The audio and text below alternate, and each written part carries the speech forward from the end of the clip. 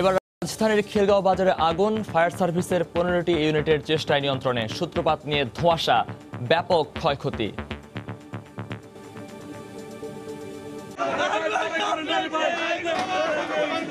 রাস্তায় নেমে গেছে, আমার এটাই আমার একমাত্র সম্বল আছে। সার্বভৌমত্বের উপর আক্রমণ এলে প্রতিহত করতে হবে। প্রতিরক্ষা মন্ত্রণালয় পরিদর্শন করে প্রধানমন্ত্রী বললেন, বাংলাদেশ যুদ্ধ নয়, শান্তি চায়। রাষ্ট্রায়ত্ত পাটকল শ্রমিকদের ধর্মঘটে ঢাকার সঙ্গে চট্টগ্রাম ও সিলেটের রেল যোগাযোগ বন্ধ, খুলনা যশোর সড়ক পথ অবরোধ।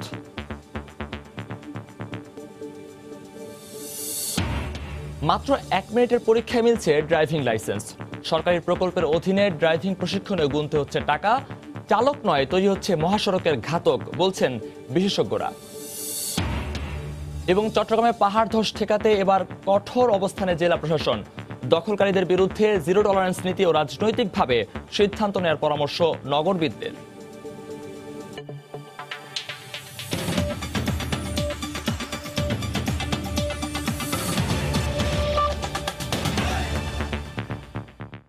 সময় সংবাদের সঙ্গে আছি আমি মহিউদ্দিন মধু। এবার রাজধানীর খিলগাঁও কাঁচা বাজারে আগুনে পুড়ে গেছে দোকানঘর, মালামাল। ফায়ার সার্ভিসের 15টি ইউনিটের 3 ঘন্টার চেষ্টায় ভোর 6টার দিকে আগুন নিয়ন্ত্রণে আসে। তারা বলছে, কয়েকদিন আগে মার্কেট কর্তৃপক্ষকে সতর্ক করা হলেও তারা কোনো ব্যবস্থা নেননি। তবে সূত্রপাত সম্পর্কে এখনো কিছু জানাতে পারেনি দমকল বাহিনী। আবারও আগুন, এবার খিলগাঁও মার্কেট। বুধবার রাত 2:45। সবাই যখন গভীর ঘুমে আচ্ছন্ন, ঠিক তখনই আগুনের লেলিহান শিখায় একে একে জ্বলতে থাকে সাজানো গোছানো এক একটি দোকান। দ্রুতই আগুন নেভাতে কাজ শুরু করে ফায়ার সার্ভিসের অন্তত 15টি ইউনিট। এ সময় তাদের সহায়তায় এগিয়ে আসেন এলাকাবাসী। হাতে হাত মিলিয়ে যোগ দেন আগুন নেভানোর কাজে। পানি নিক্ষেপ করা হয় খিলগাঁও ফ্লাইওভারের উপর থেকেও। অবশেষে প্রায় 3 ঘন্টার প্রাণপণ লড়াইয়ে হার মানে পাষণ্ড আগুন। ততক্ষণে পুড়ে ছাই শতাধিক দোকানঘর। 25 থেকে 30টা দোকান একদম ছাই হয়ে গেছে। একবারে শেষ, কিচ্ছু নাই। আমাদের একদিন আগে জানানো হয়েছে যে আপনারা এখানে সতর্ক হন, ক্ষতিগ্রস্ত হতে পারেন আপনারা। ঠিক আছে, আমরা কোনো পদক্ষেপ নিতে পারিনি। কামার কুমাররা যারা কাজ করে তারা সারা রাত এখানে 2টা-3টা পর্যন্ত কাজ করে। আমি যতটুকু জানি হয়তো ওইখান থেকে আগুনটা লাগতে পারে। প্রাথমিকভাবে আগুনের কারণ কিংবা সূত্রপাত না জানাতে পারলেও ফায়ার সার্ভিস বলছে, মার্কেটটিতে ছিল না অগ্নি নির্বাপন ব্যবস্থা। কতগুলো দোকান পড়ছে এবং কি কারণে আগুন লাগছে, এর জন্য আমাদের একটা তদন্ত কমিটি হবে। তদন্ত কমিটি সেটা বলতে পারবে কি কারণে আগুন লাগছে, ক্ষয়ক্ষতির পরিমাণ কত। আগুনে ক্ষতিগ্রস্ত দোকানীদের তালিকা তৈরি করে পুনর্বাসনের ব্যবস্থা করার কথা জানিয়েছে ঢাকা দক্ষিণ সিটি কর্পোরেশন।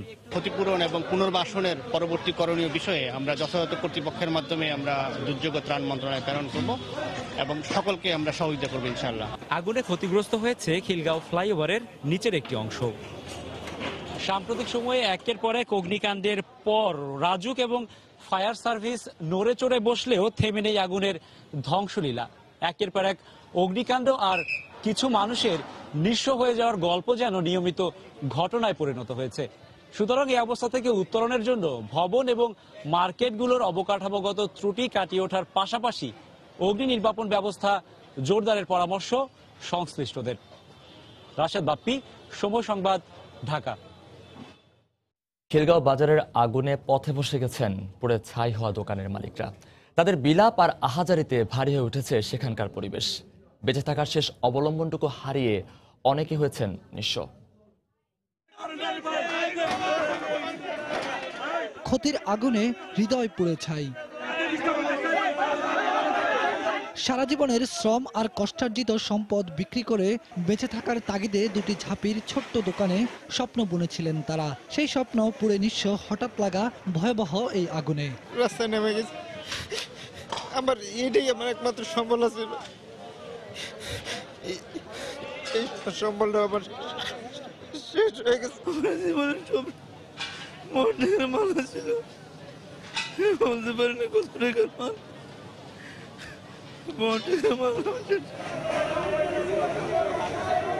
কারো কারো চোখের পানি শুকিয়ে গেছে আগুনের উত্তাপে। এখন শুধু ডুকরে কেঁদে হিসেব করছেন ক্ষতির পরিমাণ। ঘন্টা তিনেকের চেষ্টায় আগুন হয়তো নিভেছে, কিন্তু এই 3 ঘন্টা যে দাগ কেটে গেছে রুটি রুজির উপর, সে দাগ মুছবে কে? এই ব্যবসা প্রতিষ্ঠান ছাড়া আমাদের অন্য কোনো ইনকাম সোর্সে কোনো ইয়া নাই। আমাদের আবদার শুধু এটাই, মাননীয় প্রধানমন্ত্রী ওনার কাছ থেকে যদি আমরা কোনো একটা হেল্প পাই। 1 টাকার মাল বাঁচাতে পারি নাই, একেবারে সকালের পুরো একবার শেষ হয়ে গেছে। সামনে রমজান মাস ছিল, আমাদের সবারই রোজার প্রস্তুতি ছিল। দোকানে সবারই 3-4 গুণ বেশি মাল ছিল, যেখানে 5 লাখ টাকা ছিল সেখানে 20 লাখ টাকার মাল ছিল। বুধবার দিবাগত রাত 2:45টায় খিলগাঁও বাজারে অগ্নিকাণ্ডে যাদের দোকান পুড়ে গেছে তাদের দাবি ঘটনার কারণ উদ্ঘাটনের। চুরিহাট্টা, লালবাগের শহীদনগর, বনানীর এফআর টাওয়ার, ডিএনসিসি মার্কেট, সর্বশেষ এই তালিকায় যুক্ত হওয়া নাম খিলগাঁও বাজার। ক্ষতিগ্রস্তদের বিলাপ আর আহাজারিতে একটাই প্রার্থনা, আর যেন এমনি করে পুড়ে ছাই না হয়ে যায় কারো স্বপ্ন, কারো বেঁচে থাকার শেষ অবলম্বনটুকু। সেই সঙ্গে রাষ্ট্রের কাছে তাদের প্রার্থনা, তাদের ক্ষতিপূরণে একটু যেন এগিয়ে আসে দায়িত্বশীল ব্যক্তিরা। বেলায়েত হোসাইন, সময় সংবাদ, ঢাকা। এই মুহূর্তে সেখানে আছেন সহকর্মী রাশেদ বাপ্পি, সরাসরি চলে যাচ্ছি তার কাছে। বাপ্পি, আগুন নিভে যাওয়ার পর ঠিক এই মুহূর্তে একদিকে ক্ষতিগ্রস্ত দোকানিরা তাদের দোকানের ভেতরে পুড়ে যাওয়া ধ্বংসাবশেষের ভেতর থেকে সামান্যতম যদি কিছু বেঁচে থাকে সেটি একদিকে যেমন খুঁজে ফেরার চেষ্টা করছেন, ঠিক অন্যদিকে যারা ক্ষতিগ্রস্ত হয়েছেন সেই সব দোকানিদের তালিকা প্রস্তুত করা হচ্ছে।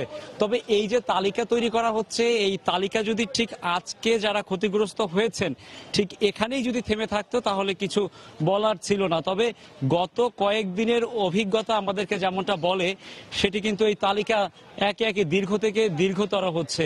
এই তালিকায় নতুন নতুন করে নাম যুক্ত হচ্ছে, নতুন নতুন করে ক্ষতিগ্রস্ত মানুষের নাম যুক্ত হচ্ছে।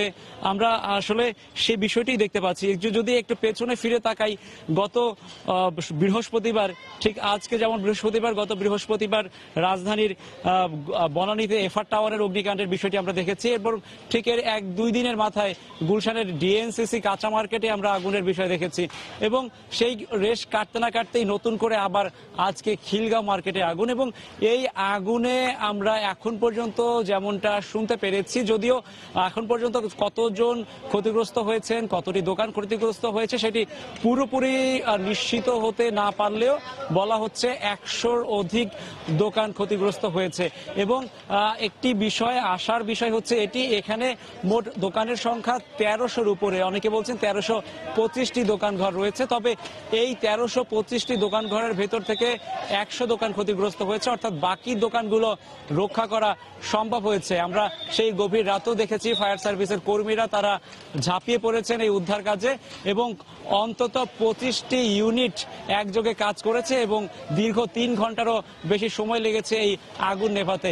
একটু জানিয়ে রাখি যে ফায়ার সার্ভিসের কর্মীরা এখন সেই তৎপরতার, আগুন নেভানোর তৎপরতার পর তারা কিন্তু ঘুরে দেখছেন কোথা থেকে আগুনের সূত্রপাত হয়েছে, সেই বিষয়টি তারা অনুসন্ধানের চেষ্টা করছেন। একইভাবে সিটি কর্পোরেশনের পক্ষ থেকে বলা হয়েছে যারা ক্ষতিগ্রস্ত দোকানি তাদের তালিকা তৈরি করার পর তাদের পুনর্বাসন করা হবে এবং তাদের আর্থিক অনুদানের বিষয়টি নিশ্চিত করার জন্য কাজ করা হবে। এই ছিল আমার কাছে খিলগাঁওয়ের আগুন পরবর্তী এখনকার যে অবস্থা তার সবশেষ খবর। রাজধানীর খিলগাঁও বাজার থেকে আমাদের সাথে যুক্ত হয়েছিলেন রিপোর্টার রাশেদ বাপ্পি। আমরা তখন জানছিলাম সেখানকার খবরাখবর। এদিকে রাজধানীর উত্তরায় বহুতল ভবনে অগ্নি নির্বাপন ব্যবস্থা সহ বিভিন্ন বিষয়ে তথ্য সংগ্রহ করছে রাজুক। সেখানে আছেন রিপোর্টার রাশেদ লিমন, সরাসরি চলে যাচ্ছি তার কাছে। রাশেদ লিমন। মধু, এই মুহূর্তে আমরা রয়েছি উত্তরার 3 নম্বর সেক্টরে। এখানে কিন্তু রাজুকের একটি উচ্ছেদ অভিযান চলছে এবং এখানে HM প্লাজা, অর্থাৎ এই প্লাজা আমরা দেখেছি রাজুকের যে মোবাইল কোর্টটি, এরা কিন্তু আসলে মোবাইল কোর্টটি গতকালকে এসেই এই মার্কেট কর্তৃপক্ষকে সতর্ক করে দিয়েছিল যে তাদের যে মূল যে নথিপত্র সেগুলো রাখার পাশাপাশি তাদের যে বেশ কিছু এই মার্কেটের মধ্যেই যে অবৈধ স্থাপনাগুলো রয়েছে সেগুলো সরিয়ে নেওয়ার। কিন্তু আজকে সকালে এই যে উচ্ছেদ অভিযানের যে কর্তৃপক্ষ তারা এসে কিন্তু আসলে এখন পর্যন্ত মার্কেট কর্তৃপক্ষ তাদের এই ভবনের যে মূল নথি সেই নথি কিন্তু দেখাতে পারেনি। তারা একটি ফটোকপি নথি দেখিয়েছে এবং প্রথমে রাজুকের যে মোবাইল কোর্ট যে বিষয়টি নিয়ে আপত্তি তুলেছিল, অর্থাৎ এই মার্কেটটি সম্ভবত 14 তলা, এখানে একটি বাণিজ্যিক ভবন, শপিং মল রয়েছে, পরে আবার অফিস স্পেস রয়েছে, কিন্তু এই মার্কেটে একটি আশ্চর্যজনকভাবে এই মার্কেটে কোনো ধরনের গাড়ি পার্কিং এর কোনো ব্যবস্থা নেই। মার্কেটটি প্রতিষ্ঠিত হয়েছে, আজকে মার্কেটটি তৈরি হয়েছে 1998 সালে।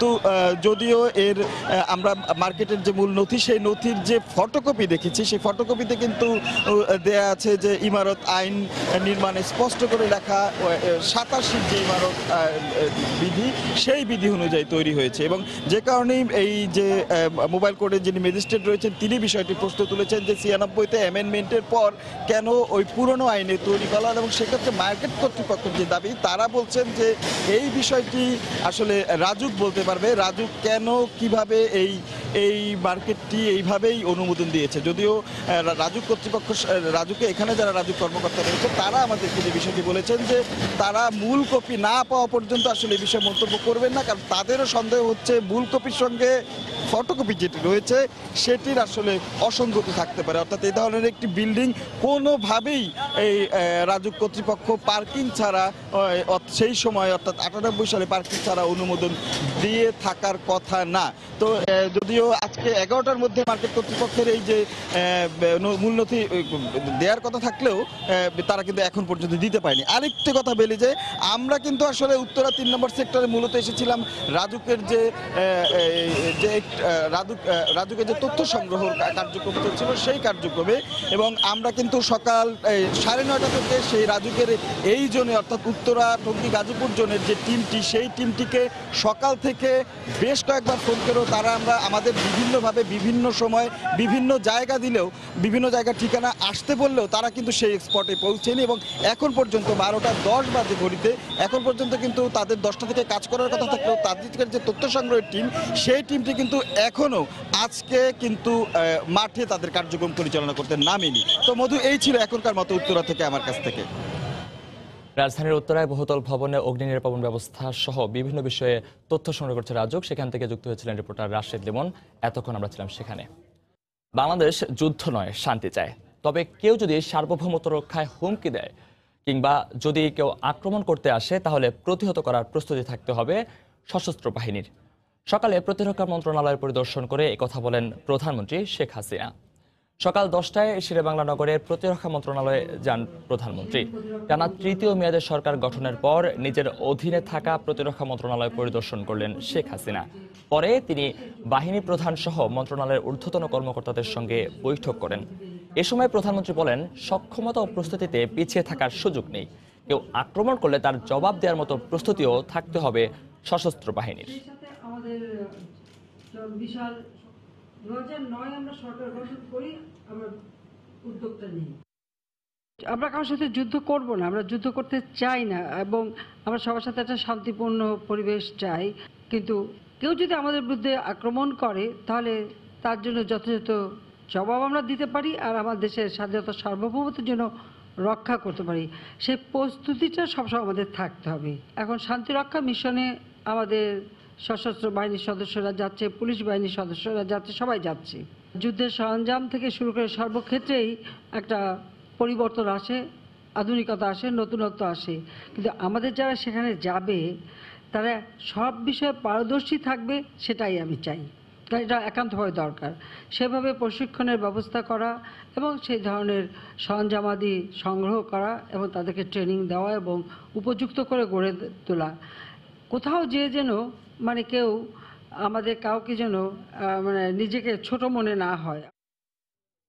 মজুরি কমিশন বাস্তবায়ন ও বকেয়া বেতন পরিশোধ সহ 9 দফা দাবিতে 72 ঘন্টার ধর্মঘটের শেষ দিনে বিক্ষোভ অব্যাহত রেখেছেন দেশের রাষ্ট্রায়ত্ত পাটকল শ্রমিকরা। মহাসড়ক ও রেলপথ অবরোধ করে রাস্তায় টায়ার জ্বালিয়ে বিক্ষোভ করেন তারা। বন্ধ রয়েছে ঢাকার সঙ্গে সিলেট ও চট্টগ্রাম রেল যোগাযোগ। দাবি আদায় না হওয়া পর্যন্ত আন্দোলন চালিয়ে যাওয়ার হুঁশিয়ারি দিয়েছেন আন্দোলনরত শ্রমিকরা। ব্যুরো প্রতিবেদক ও জেলা প্রতিনিধিদের পাঠানো তথ্য ছবি নিয়ে রিপোর্ট। বৃহস্পতিবার সকালে রাজশাহীতে মিলের সামনে জড়ো হন রাষ্ট্রায়ত্ত পাটকল শ্রমিকরা। পরে বিক্ষোভ মিছিল নিয়ে ঢাকা রাজশাহী মহাসড়ক অবরোধ করেন তারা। ন্যায্য দাবি সত্ত্বেও কর্তৃপক্ষ কোনো উদ্যোগ না নেয়ায় আন্দোলন অব্যাহত রাখার কথা জানান বক্তারা। বেতন নাই, আমাদের মজুরি কমিশন নাই, আমার ছেলে মেয়ে পড়াশোনা করতে পারে না। আমরা রাজপথ জয় করে রেখেছি। আমাদের 9 দফা দাবিতে আমরা আন্দোলনে শরীক হয়েছি। 9 দফার মধ্যে আমাদের মজুরি কমিশন বাস্তবায়নের জন্য মূলত দাবি। আজকের ভিতরে কোনো সমাধান না হয় আমাদের এই আন্দোলন লাগাতার চলবে। একই চিত্র খুলনাতেও কাজে যোগ না দিয়ে মিছিল নিয়ে খালিশপুর নতুন রাস্তা মোড়ে গিয়ে আগুন জ্বালিয়ে বিক্ষোভ সমাবেশ করেন আন্দোলনরত শ্রমিকরা।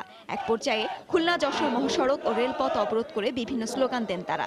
এতে সড়ক ও রেলপথ যোগাযোগ বন্ধ হয়ে যায়। 5 বছর ধরে ঘুরাচ্ছে সরকার, আজ দি কাল দি লাস্টে একটা সময় দিয়েছিল এই মাসের 28 তারিখ একটা ফয়সালা করবে, কিন্তু তাও চলে গেছে।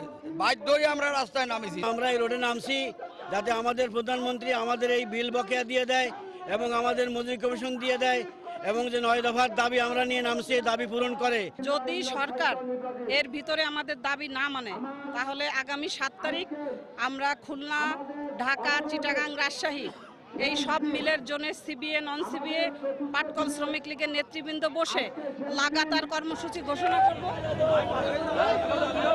এছাড়া সিরাজগঞ্জ, চট্টগ্রাম ও নরসিংদীতেও মজুরি কমিশন বাস্তবায়ন ও বকেয়া বেতন পরিশোধ সহ 9 দফা দাবিতে আন্দোলন করছেন পাটকল শ্রমিকরা। ইসমাত জাহান, সময় সংবাদ। এই মুহূর্তে চট্টগ্রামের আতুরা ডিপো এলাকায় আছেন রিপোর্টার শফিকুল আলম। রাষ্ট্রায়ত্ত পাটকল শ্রমিকদের ধর্মঘটের খবর জানাতে সরাসরি চলে যাচ্ছে তার কাছে। শফিক, মধু, আপনি হয়তো জানেন যে 9 দফা দাবিতে পাটকল শ্রমিকরা যে আন্দোলন করছে সেই আন্দোলন আজকে তৃতীয় দিন, অর্থাৎ 72 ঘন্টা আন্দোলনে আজকে সন্ধ্যার পর সেই আন্দোলন শেষ হয়ে যাবে। আমরা দেখেছি সকাল থেকে কিন্তু তারা নানা ধরনের আন্দোলন করছে, বিশেষ করে চট্টগ্রাম যে রাঙ্গামাটি মহাসড়ক রয়েছে সেই চট্টগ্রাম রাঙ্গামাটি মহাসড়কে তারা টায়ার জ্বালিয়ে গাছের গুড়ি জ্বালিয়ে তারা সে আন্দোলন করেছেন। সেই সময় কিন্তু যান চলাচল বন্ধ ছিল, যদিও তারা এখন সে রাস্তা থেকে সড়ক থেকে সরে এসে এখন তারা এই তাদের মাঠে চলে এসেছে। আপনি হয়তো জানেন যে আন্দোলনের বিভিন্ন ধরন রয়েছে। এই আমিন জুট মিল ছাড়াও কিন্তু চট্টগ্রামে আরো বেশ কয়েকটি জুট মিল রয়েছে, সেখানেও তারা আন্দোলন করছে। বিশেষ করে রেল লাইনের মধ্যেও তারা সেই আন্দোলনের প্রভাব পড়েছে। আমরা দেখেছি সকালে চট্টগ্রাম থেকে যে বিশ্ববিদ্যালয়গামী যে শাটল ট্রেন রয়েছে সেই শাটল ট্রেন নগরীর 16 শহর এলাকা থামিয়ে দেওয়া হয়েছে। একইভাবে যে হাটহাজারী থেকে যে ট্রেনটি শহরে আসে সেটি ক্যান্টনমেন্ট এলাকা সেই ট্রেন থামিয়ে দেওয়া হয়েছে। তারা যে বলছেন যে তাদের যে 9 দফা দাবি, বিশেষ করে বকেয়া মজুরি পরিশোধ করা এবং মজুরি কমিশন গঠন করা এবং মৃত্যুকালীন তাদের যে ভাতা এবং প্রভিডেন্ট ফান্ড সহ যে 9 দাবি দেওয়া হয়েছে সেই 9 দাবি না হওয়া পর্যন্ত তারা আন্দোলন চালিয়ে যাবার আগে ঘোষণা দিয়েছেন। গত মাসে কিন্তু তারা 24 ঘন্টা 48 ঘন্টার আলটিমেটাম দিয়েছেন। 48 ঘন্টা আন্দোলনের পর আজকে নতুন করে আবার কিন্তু যে গত মঙ্গলবার থেকে যে 72 ঘন্টা আন্দোলন শুরু হয়েছে, আজকে সেই আন্দোলনের শেষ।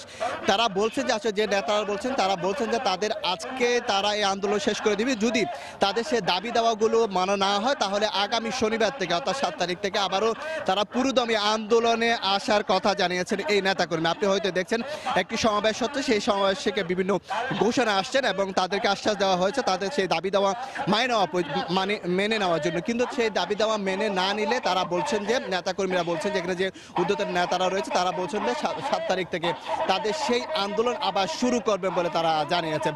তো এই যে রেলপথ অবরোধ এবং রাস্তা অবরোধ ছিল সেগুলো এখন মোটামুটি রাস্তাটা উঠে আসে। তো যদিও এখন যে রেল লাইনে যে ট্রেন বিশ্ববিদ্যালয়ের গামী যে ট্রেনটি 16 শহর এলাকা এখনো আটকে দিয়েছে এবং ক্যান্টনমেন্ট এলাকা আটকে দিয়েছে শহরগামী সে ট্রেন। তো এই ছিল আমার কাছে সর্বশেষ তথ্য আন্দোলনের। রাষ্ট্রায়ত্ত পাটকল শ্রমিকদের ধর্মঘটের খবর জানাতে চট্টগ্রাম থেকে যুক্ত হয়েছিলেন রিপোর্টার শফিকুল আলম।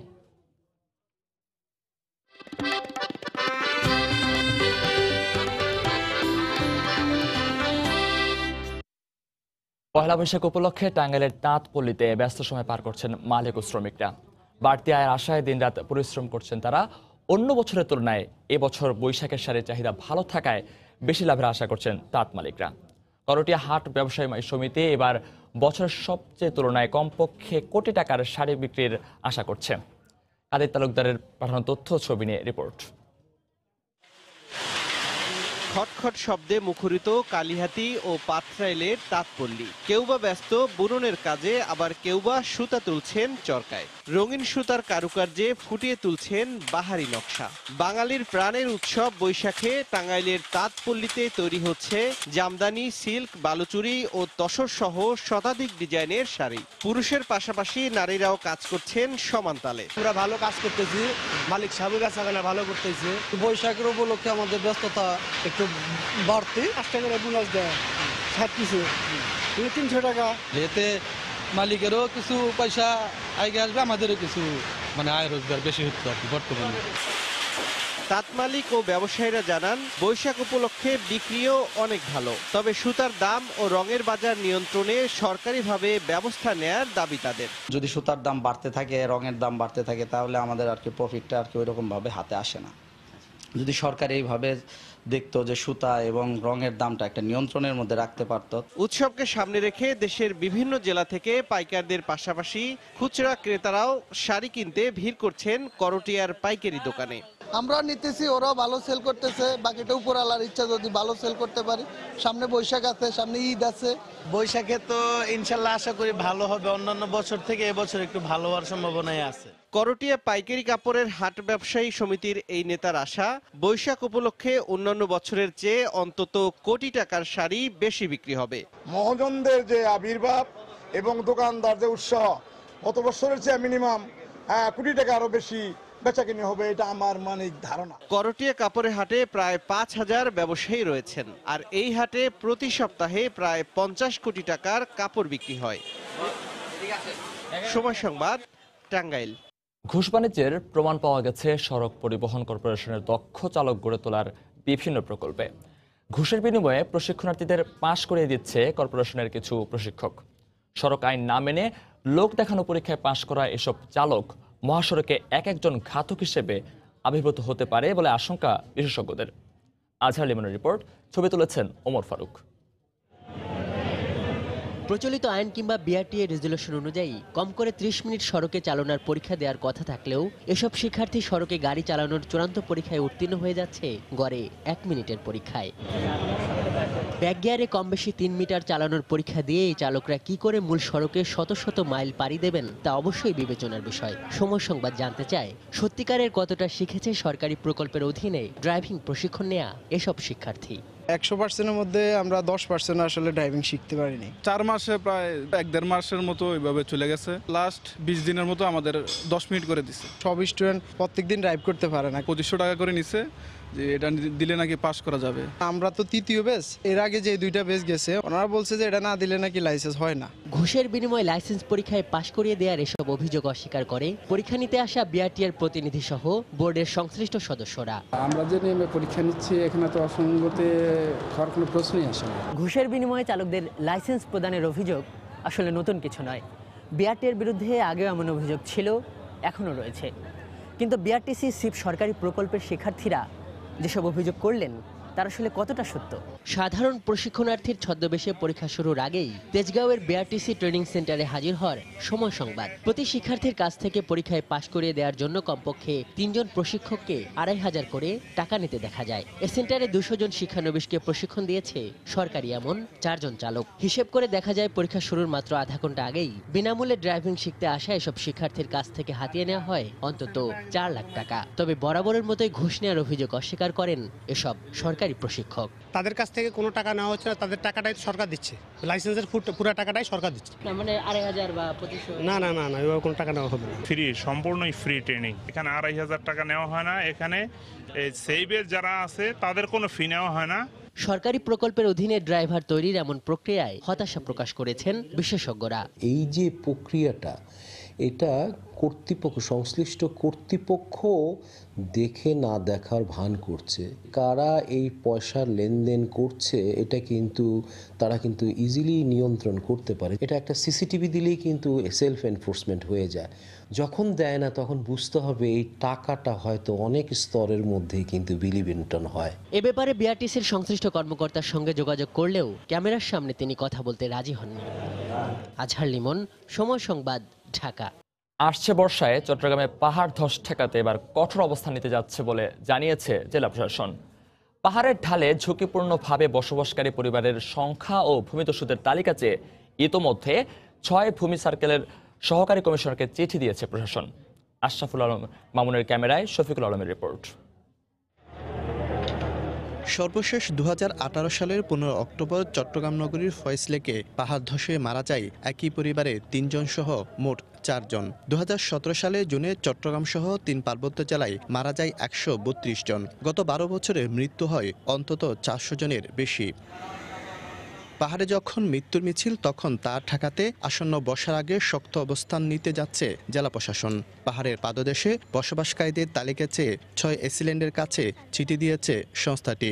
প্রতি বছরে আমরা সেটা তাদেরকে সচেতন করার জন্য মাইকিং করে থাকি। আমরা বিভিন্ন সংস্থাগুলোকে আমরা চিঠি দিয়ে তাদের যে সংযোগগুলো আছে বিভিন্ন যেমন ইউটিলিটি সার্ভিসেস যেগুলো আছে সেগুলো বিচ্ছিন্ন করার জন্য আমরা এগুলো চিঠি দিয়ে থাকি, কিন্তু তারপরেও আসলে তারা এতটা ভয় পায় না।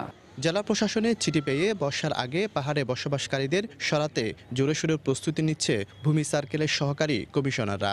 আমাদের কাছে একটা তালিকা আছে যে আমরা কারা কারা ঝুঁকিপূর্ণভাবে বসবাস করছে, আমরা আবার নতুন করে তালিকা করে তারপরে আমরা পরবর্তী কার্যক্রম গ্রহণ করব। যারা ঝুঁকিপূর্ণভাবে বসবাস করছেন তাদেরকে সরিয়ে নেওয়ার ব্যবস্থা করব। আইনের সঠিক প্রয়োগ করে ভূমিচক্রের সদস্যদের শাস্তির আওতায় আনার পাশাপাশি কঠোর পদক্ষেপ নেওয়ার আহ্বান জানান এই নগরবিদ। যদি আন্তরিকভাবে সবাই চায় প্রশাসন এবং পাশাপাশি একটা কঠোর রাজনৈতিক সিদ্ধান্ত, আমার মনে হয় সমস্যার সমাধান সম্ভব। চট্টগ্রামে মতিঝর্ণা, বাটালি হিল, টাঙ্কির পাহাড় সহ ঝুঁকিপূর্ণ 28টি পাহাড়ের ঢালে 1 লাখের বেশি মানুষ বসবাস করছে, আর 3 পার্বত্য জেলায় এর পরিমাণ 2 লাখের বেশি। শফিকুল আলম, সময় সংবাদ, চট্টগ্রাম। বিদেশি চ্যানেলে বাংলাদেশি পণ্যের বিজ্ঞাপন বন্ধের বিষয়ে সরকারের উদ্যোগকে সাধুবাদ জানিয়েছে association of television channel owners ATCO. সকালে গুলশানে অ্যাডকোর সভায় বলা হয়, কেবল অপারেটরদের কেউ বিজ্ঞাপন বন্ধের নামে যদি চ্যানেল বন্ধ করে জনমনে অসন্তোষ সৃষ্টি করে আর সরকার যদি তাদের বিরুদ্ধে ব্যবস্থা নেয় তাহলে সরকারের সঙ্গে থাকবে অ্যাডকো। সভায় অ্যাডকোর নতুন সভাপতি নির্বাচিত হন স্কয়ার গ্রুপের অঞ্জন চৌধুরী। এ সময় বিদায়ী সভাপতি সালমান এফ রহমান অ্যাডকোকে সব ধরনের সহযোগিতার আশ্বাস দেন।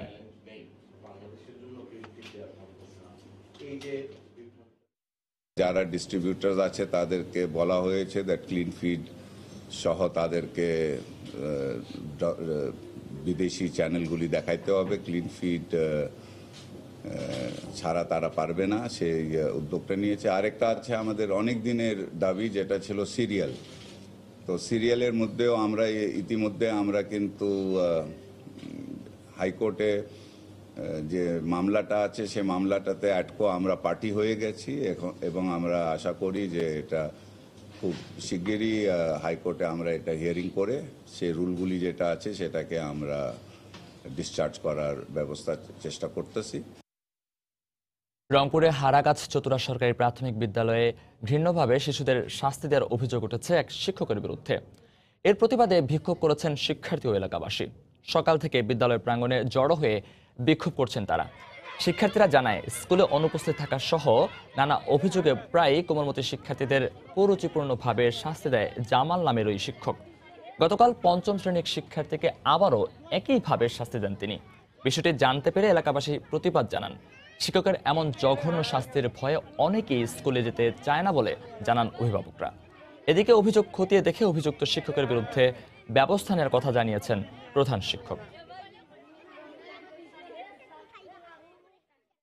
স্যার, আমি একদিন স্কুল নাই যাই, ওই জন্য আমাকে আমার সাপ চাটাইছে। জামাল স্যার, আন্টির বাচ্চা হয়েছে মেডিকেল, তাকে দেখতে গেছি, তার তুলপে আরেকদিন মাইশের সাপ আমাকে চাটাইছে। মাইশের থু আমাদের চাটায়, ওই জন্য আমাদের খারাপ লাগে।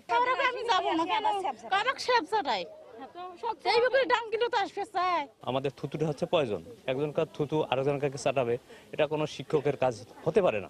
এমন শাস্তি হওয়া উচিত যাতে ভবিষ্যতে কেউ কোনোদিন বাংলাদেশের কোনো স্কুলের কোনো শিক্ষক যাতে এরকম কাজ করার সাহস পায় না।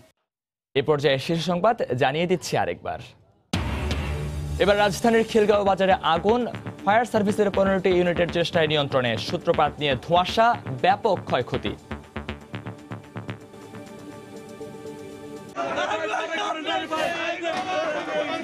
রাস্তায় নেমে গেছে, এটাই আমার একমাত্র সম্বল ছিল। সার্বভৌমত্বের উপর আক্রমণ এলে প্রতিহত করতে হবে। প্রতিরক্ষা মন্ত্রণালয়ের পরিদর্শন করে প্রধানমন্ত্রী বললেন, বাংলাদেশ যুদ্ধ নয়, শান্তি চায়।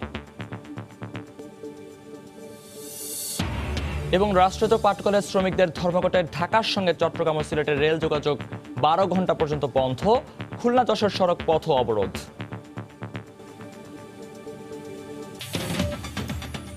এই ছিল এখনকার মতো। যে কোনো খবর পেতে ভিজিট করুন সময়নিউজ.tv। আপনার মোবাইলের সময় সংবাদ দেখতে ও সব খবর পেতে ডাউনলোড করুন সময়। এছাড়া এই মাত্র পাওয়া খবর আপনার মোবাইলে পেতে SMS করুন *BN লিখে পাঠিয়ে দিন 16242 নম্বরে।